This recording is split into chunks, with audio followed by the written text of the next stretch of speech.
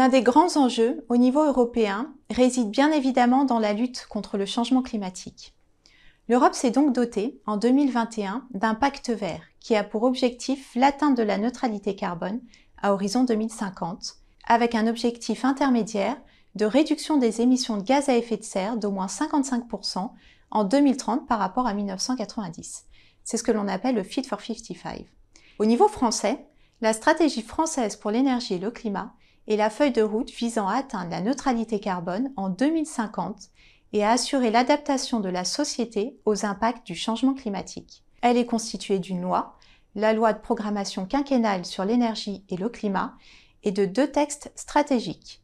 La stratégie nationale bas carbone, qui définit la feuille de route de la France pour atteindre l'objectif de neutralité carbone, et la programmation pluriannuelle de l'énergie, qui fixe les priorités d'action dans le domaine de l'énergie.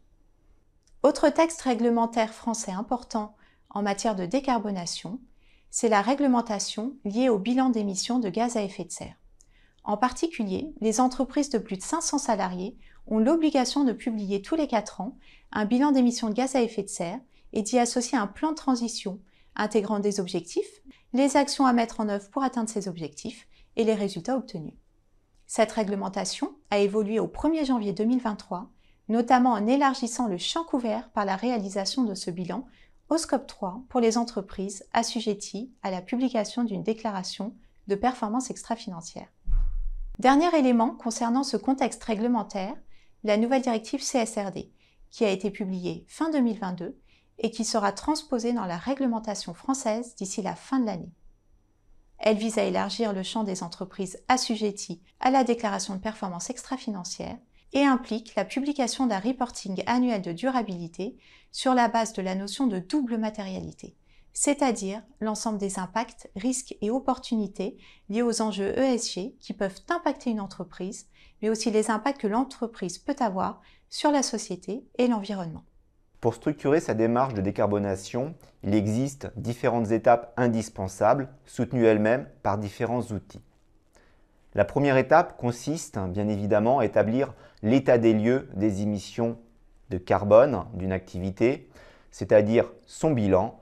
Le plus commun d'entre eux et le plus simple dans sa réalisation, c'est le bilan réglementaire, appelé aussi bilan GES. Ce bilan peut couvrir 3 scopes.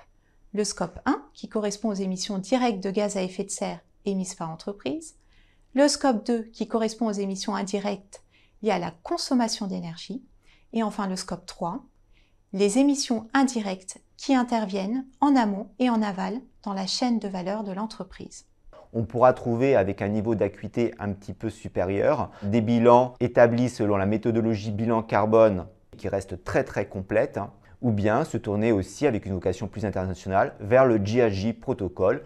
Quoi qu'il en soit, et quel que soit l'outil de bilan retenu, tous sont chapeautés par une norme, l'ISO 14064, qui garantit une exigence minimale.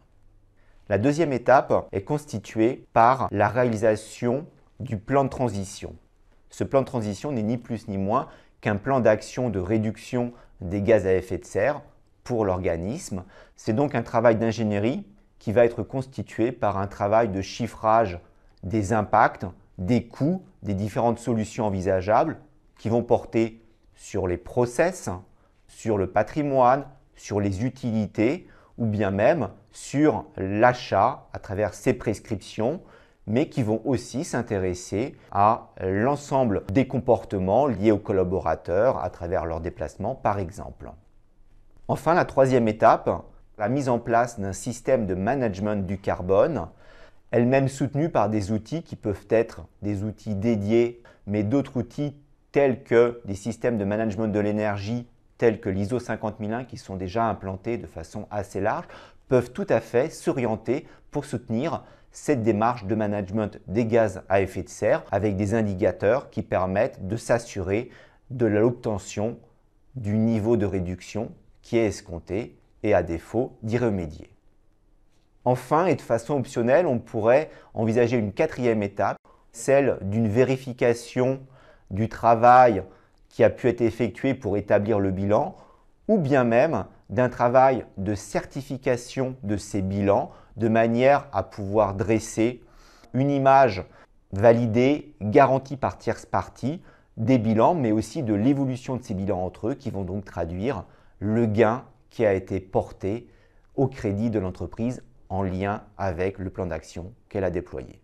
Pour compléter ces étapes, je voulais insister sur 2 points de vigilance qui me semblent primordiaux. Le premier point de vigilance, c'est la qualité du bilan initial parce que de lui va découler la qualité des plans d'action pour l'entreprise.